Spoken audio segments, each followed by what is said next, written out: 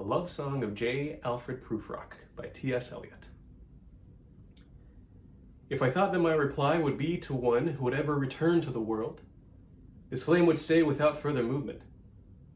But since none has ever returned, alive from this death, if what I hear is true, I answer you without fear of infamy.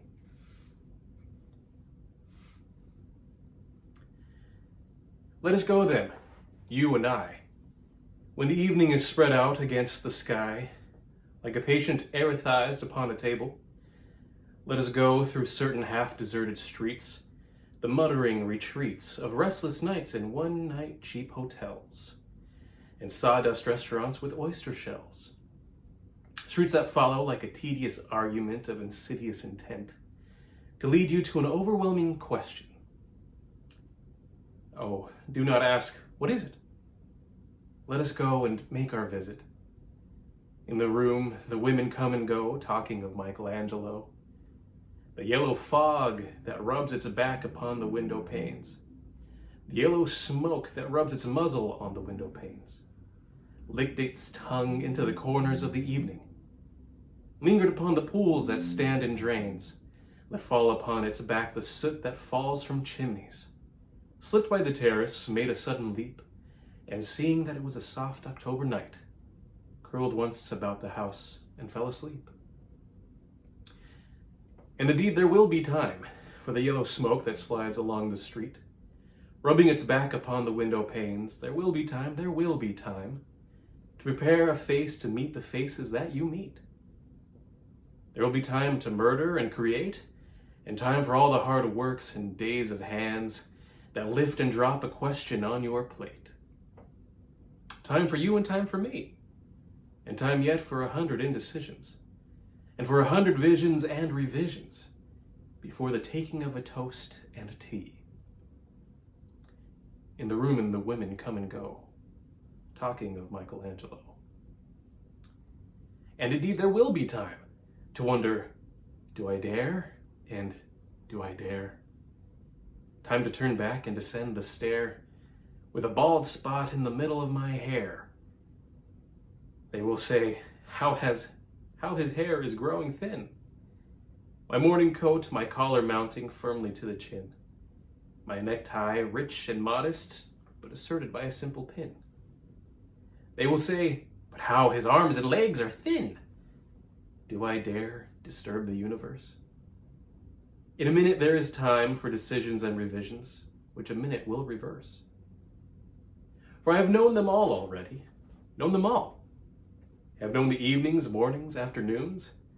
I have measured out my life with coffee spoons. I know the voices dying with a dying fall beneath the music from a farther room.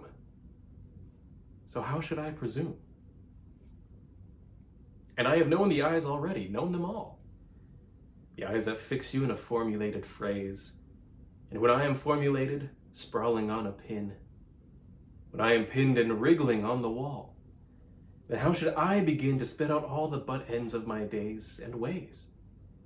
And how should I presume? And I have known the arms already, known them all. Arms that are braceleted and white and bare, but in the lamplight down with light brown hair. Is it perfume from a dress that makes me so digress? Arms that lie along a table or wrap about a shawl. And should I then presume? And how should I begin? Shall I say I have gone at dusk through narrow streets and watched the smoke that rises from the pipes of lonely men in shirt sleeves leaning out of windows? I should have been a pair of ragged claws scudding across the floors of silent seas.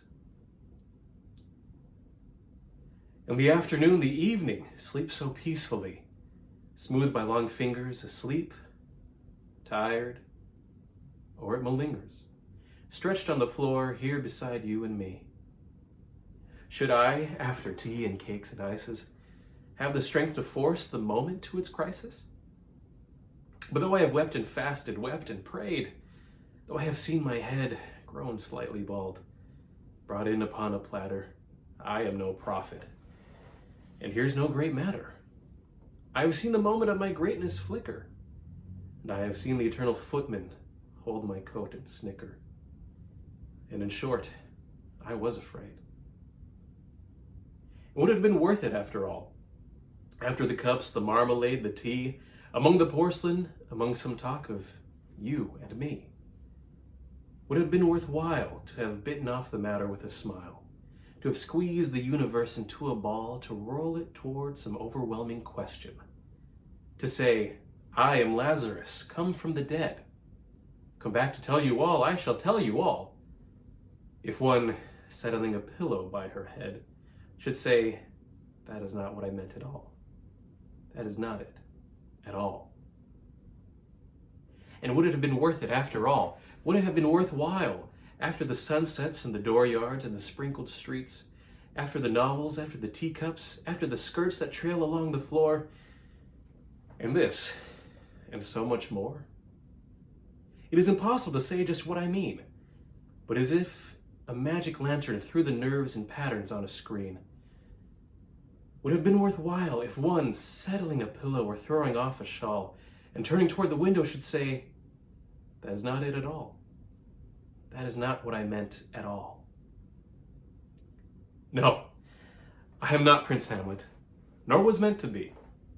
I am an attendant lord, one that will do to swell a progress, start a scene or two, advise the prince, no doubt an easy tool, deferential, glad to be of use, politic, cautious and meticulous, full of high sentence, but a bit obtuse, at times indeed almost ridiculous, almost at times the fool. I grow old. I grow old. I shall wear the bottoms of my trousers rolled.